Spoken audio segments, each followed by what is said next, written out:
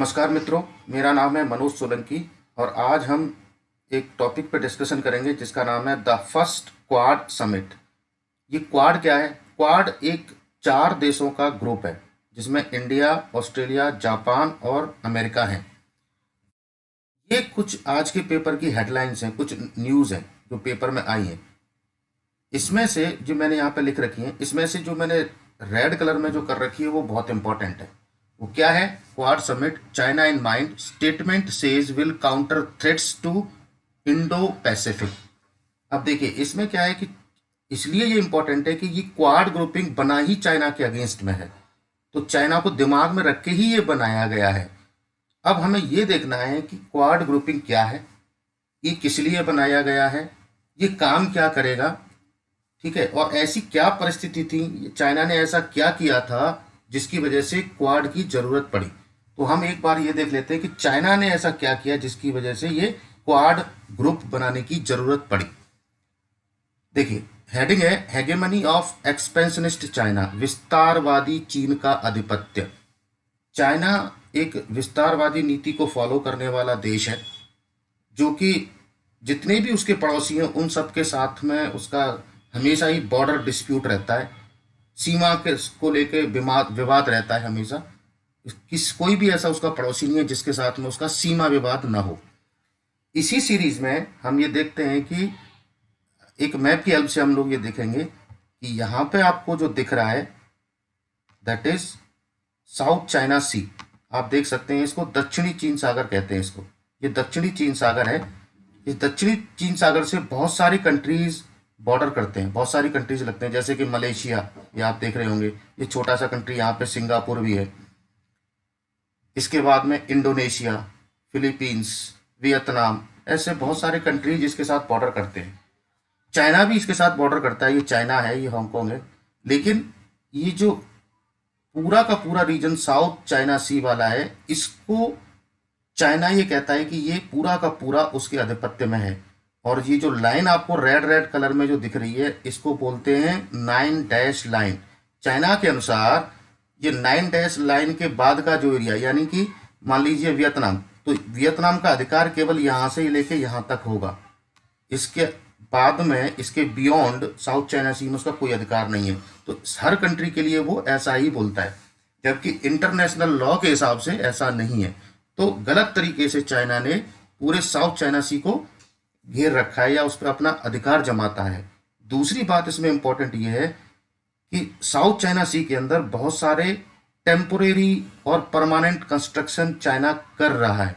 जैसे for example, एक example मैं देना चाहूँगा, जैसे दक्षिणी चीन सागर या साउथ चाइना सी के अंदर चाइना बहुत सारे आर्टिफिशियल आइलैंड्स बना रहा है, यानी कि जो कृत्रिम द्वीप इसके अंदर निर्माण कर रहा है। ठीक है, तो ये पहला इशू है जो विस्तारवादी नीतियों को दिखाता है। दूसरा दूसरा क्या, दूसरा नहीं, 3 पॉइंट मैंने यहाँ इकट्ठे लिखे हुए हैं उसी सीरीज में। स्ट्रिंग ऑफ पर्ल्स, मोतियों की माला, मलक्का जलडमरू मध्य से आगे हिंद महासागर में गतिविधियां, और लास्ट पॉइंट है जिबूती में अपने पहले विदेशी अड्डे पर तेजी से युद्ध पोतों का निर्माण। ये 3 मुद्दे क्या हैं? इन 3 मुद्दों को हम एक मैप की हेल्प से देखते हैं। देखिए ये विश्व का मैप है। इस मैप में हम ये देख पा रहे हैं कि ये हिंद महासागर या इंडियन ओशियन है, और ये पैसिफिक ओशियन है जिसको कि प्रशांत महासागर बोलते हैं। ये साउथ चाइना सी है जो अभी हमने थोड़ी देर पहले देखा था। ठीक है, अब हम पहले बात करते हैं इंडियन ओशियन या हिंद महासागर की। इसमें हम यहाँ देखते हैं कि यहाँ पे क्या है, यहाँ पे अंडमान एंड निकोबार आइलैंड्स हैं। अंडमान निकोबार आइलैंड्स के जस्ट नॉर्थ डायरेक्शन में यहाँ पे कोको आइलैंड्स हैं। कोको आइलैंड्स बेसिकली हैं तो म्यांमार के, जो म्यांमार यहाँ का कंट्री है, यहाँ कहीं म्यांमार है, म्यांमार के हैं कोको आइलैंड्स। लेकिन चाइना को उसने, म्यांमार ने चाइना को कोको आइलैंड दे रखे हैं। कोको आइलैंड पे उसने अपना डिफेंस का बेस बना रखा है चाइना ने, सो दैट कि अंडमान निकोबार आइलैंड्स में हम जो भी डिफेंस की एक्टिविटीज करते हैं उनको यहाँ से ये निगरानी करता रहता है। उन सारी एक्टिविटीज की निगरानी कोको आइलैंड से करता रहता है। ठीक है। दूसरा, ये यहाँ पे कंट्री है जिसको कि हम बांग्लादेश बोलते हैं, म्यांमार का पड़ोसी है। यहाँ पे चित्तगोंग एक पोर्ट है, वो भी चाइना ने बांग्लादेश से ले रखा है, सो दैट कि वो यहाँ पे अपना नेवी का बेस, आर्मी का बेस या एयरफोर्स का बेस बना दे। यहाँ पे वो अपने वॉरशिप्स, पनडुब्बियाँ यहाँ पे वो खड़ा कर सकता है, खड़ा कर रहा है इनफैक्ट। तो देखिए, यहाँ पे चित्तगोंग पोर्ट हो गया, यहाँ पे कोको आइलैंड्स हो गए, यहाँ पे ये छोटा सा देश है श्रीलंका, यहाँ पे इस देश में उन्होंने, चाइना ने एक पोर्ट है हम्बन टोटा। हम जिस तरह से उसने चित्तगोंग और ये पोर्ट ले रखे हैं, उसी तरह से यहाँ पे श्रीलंका से उसने हम्बन टोटा पोर्ट ले रखा है, जिसको डेवलप कर रहा है। और वहाँ पे अगेन वही काम करता है कि अपने शिप्स या पनडुब्बियाँ यहाँ पे वो खड़ा करता है, जिससे कि अगर वो उसको इंडिया के अगेंस्ट में कभी यूज कर सके। यहाँ पे एक और कंट्री है जिसको हम पाकिस्तान बोलते हैं। पाकिस्तान का ये अरेबियन सी में एक पोर्ट है जिसका नाम है ग्वादर। ग्वादर को भी इसने ले रखा है चाइना ने पाकिस्तान से। अगेन कहानी वही है जो कि हम्बन टोटा, चित्तगोंग और कोको आइलैंड के साथ है, यहाँ भी उसने वही काम करना है। ये अफ्रीका है, अफ्रीका, ये हॉर्न ऑफ अफ्रीका बोलते हैं इसको। हॉर्न ऑफ अफ्रीका पे यहाँ एक छोटा सा कंट्री है जिबूती। जिबूती, तो यहाँ पे क्या है कि जैसा कि हमने अभी देखा कि लास्ट स्लाइड में हमने देखा था कि क्या कर रखा है, rapid warship building at its first overseas base in Djibouti. Djibouti में यानी अफ्रीका में, हॉर्न ऑफ अफ्रीका पे इसने ये जिबूती एक जो देश है वहां पे अपना एक डिफेंस का बेस बना रखा है, जो कि इसका फर्स्ट ओवरसीज बेस है। और वहां पे ये क्या करता है, वारशिप बना रहा है। तो अब देखिए ये क्या है, अगर आप ध्यान से देखें, जो रेड डॉट मैंने ये लगा रखे हैं, ऐसा लगता है कि यहां से लेके चाइना इस तरह से ये इंडिया को एनसर्कल कर रहा है, और इसको बोलते हैं हम स्ट्रिंग ऑफ पर्ल्स, मोतियों की माला। जैसे मोतियों की माला होती है, उसी तरह से चाइना इंडिया को घेर रहा है, सो दैट कि अगर कभी युद्ध होता है, अगर कभी वॉर होता है, तो उस केस में इंडिया को काउंटर कर सके। चलिए, ये बात हुई स्ट्रिंग ऑफ पर्ल्स की। अब हम थोड़ा सा इधर चलते हैं, हिंद महासागर से आगे। तो आप यहाँ देख पा रहे हैं, ये मलेशिया है और यहाँ पे छोटा सा कंट्री सिंगापुर है और ये इंडोनेशिया है। इन दोनों भूभाग को ये एक छोटी सी वाटर बॉडी अलग करती है, जिसको बोलते हैं स्ट्रेट ऑफ मलक्का। मलक्का जल डमरू मध्य, यानी ये साउथ चाइना सी या पैसिफिक ओशन को बोलो, पैसिफिक ओशन और इंडियन ओशन को ये कनेक्ट करने के लिए ये छोटा सा पैसेज है। ठीक है, ये क्यों इंपॉर्टेंट है? ये इसलिए इंपॉर्टेंट है, देखिए, अगर होता क्या है कि जितने भी ये एशियन कंट्री हैं, जैसे कि ये जापान है, ये कोरिया है, या और भी यहाँ पे ये फिलीपींस है, या आप अगर बात करें तो इधर रशिया भी है मान लीजिए। तो अगर उनको कुछ भी, अगर ऑयल सप्लाई के लिए, यानी ऑयल कहाँ मिलता है, खाड़ी कंट्रीज में। ये खाड़ी कंट्रीज है यहाँ पे, ये खाड़ी कंट्रीज, यहाँ से ऑयल क्या होता है, ऐसे ऐसे ट्रांसपोर्ट होता है। यहाँ से अगर जाना है, इनफैक्ट चाइना को भी अगर जाना है, तो ये स्ट्रेट ऑफ मलक्का से इनको पास होके इधर जाना पड़ता है पैसिफिक ओशन में। जहाँ जो कंट्री हैं जिनको ऑयल सप्लाई के लिए इसी रूट को इनको फॉलो करना पड़ता है। ठीक है, अब ऑलरेडी मैं बता चुका हूं कि साउथ चाइना सी पे पूरे पे क्या है, चाइना अपना अधिकार समझता है। चाइना अपना अधिकार समझता है, तो कभी भी अगर वो ऐसा करता है कि पूरा का पूरा इसको अगर वो हथिया लेता है और इधर भी उसने अपना पूरा अधिकार बना लिया है, तो कभी भी क्या कर सकता है वो, चाइना ये कर सकता है कि जब अगर कभी युद्ध होता है तो वो ऑयल की सप्लाई को कट कर सकता है।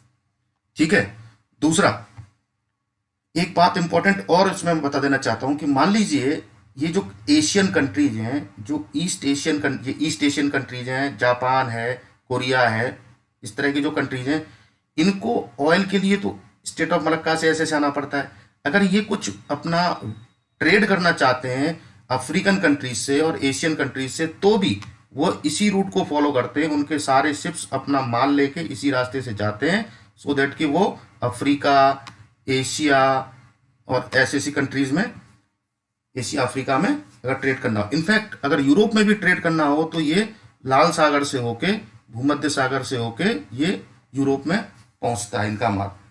तो देखिए, अगर चाइना इंडियन ओशियन और पैसिफिक ओशियन यानी कि हिंद महासागर और प्रशांत महासागर पर अगर कब्जा कर लेता है तो कभी भी वो इन कंट्रीज के ट्रेड को रोक सकता है, इनकी एनर्जी सप्लाई को रोक सकता है, इनकी तेल और गैस की सप्लाई को रोक सकता है।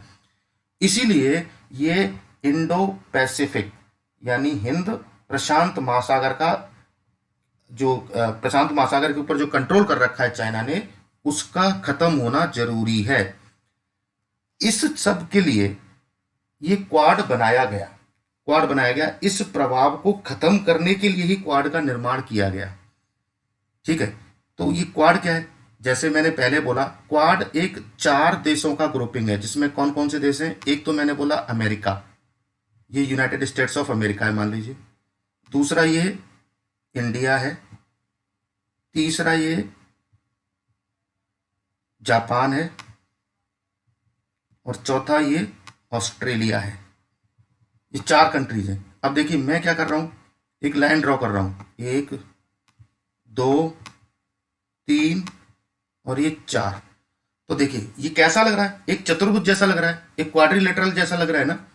ठीक है, तो इसीलिए इसका नाम क्या है? क्वाड है। इसको थोड़ा सा और समझते हैं। It is an informal strategic dialogue between India, USA, Japan and Australia. ये 4 नाम हमको याद रखने हैं, India, USA, Japan and Australia. इसमें 4 देश है और ये एक अनौपचारिक यानी ये इनफॉर्मल ग्रुपिंग है।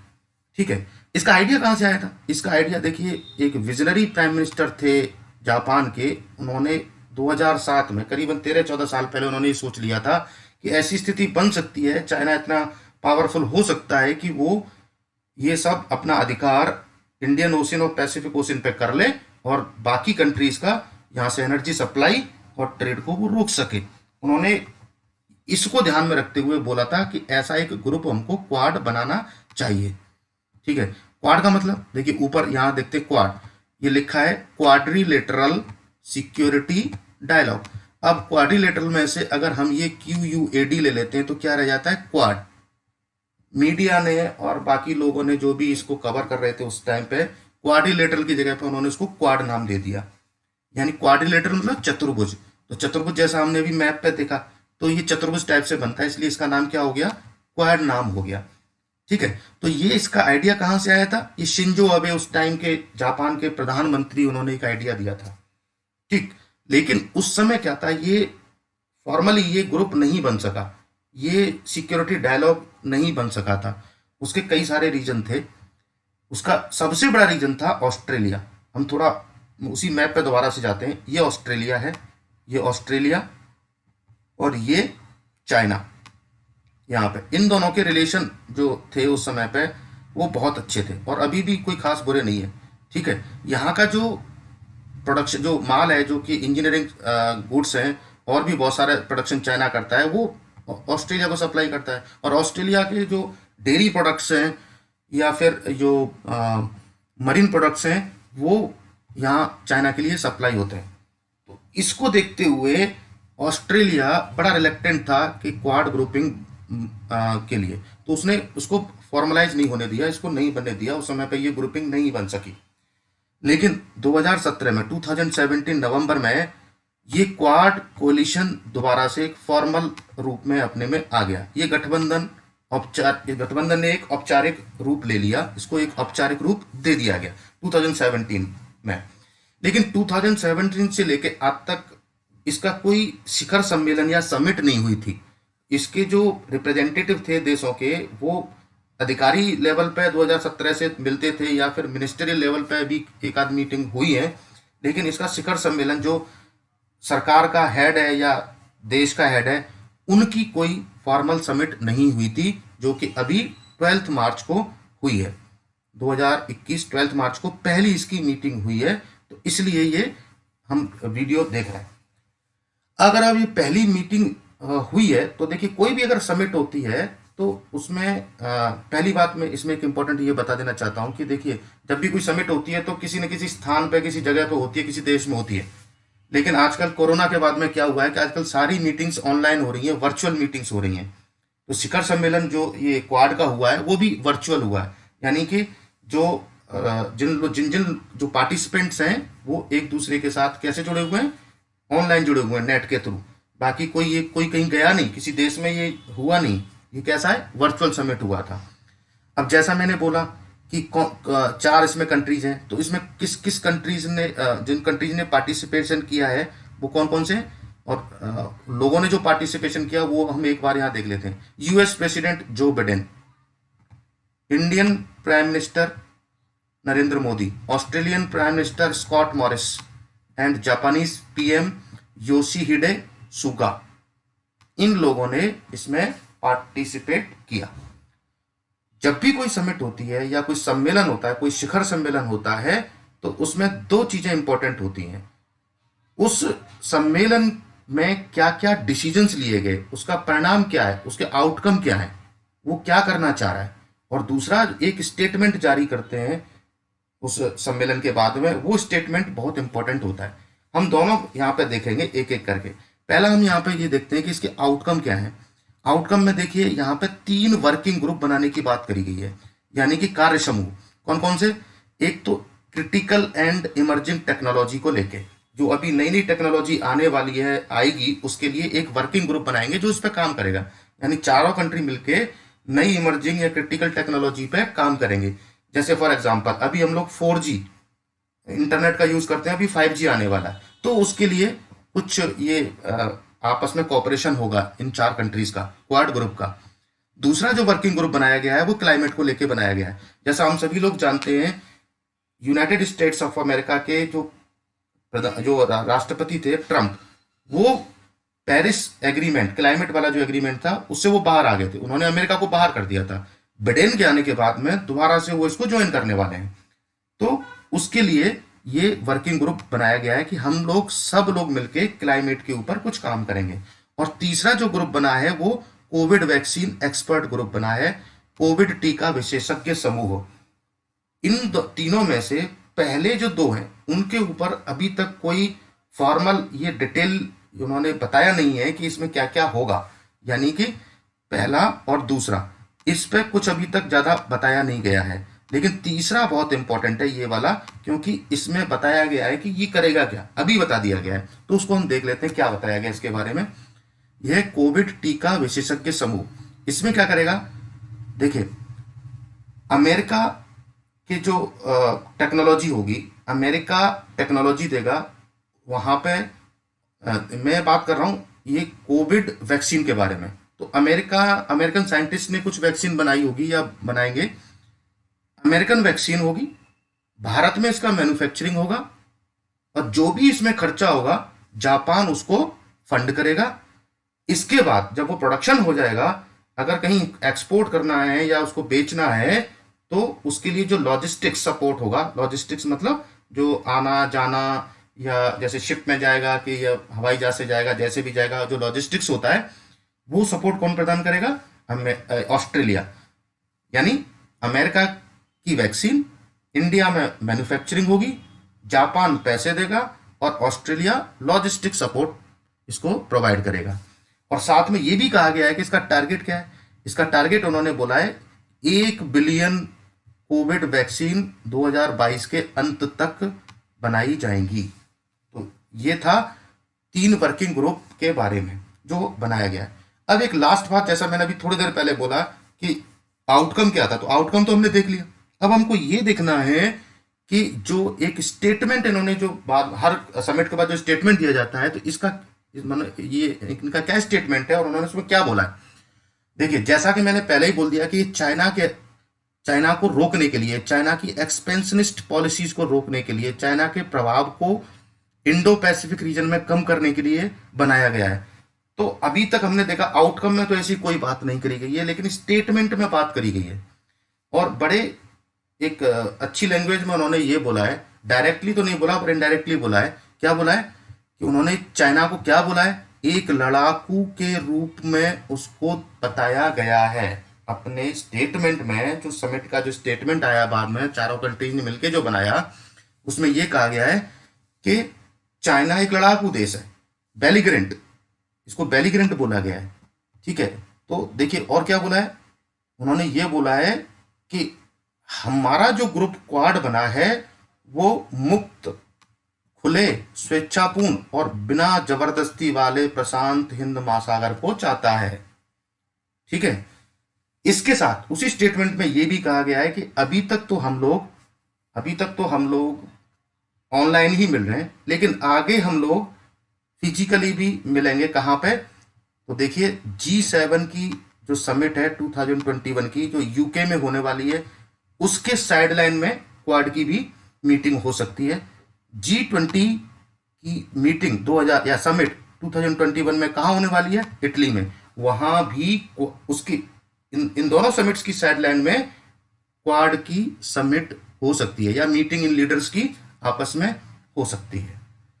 तो ये था क्वाड के बारे में, और चाइना के बारे में जो किसकी क्या जरूरत पड़ी। होपफुली आपको पसंद आया होगा। धन्यवाद।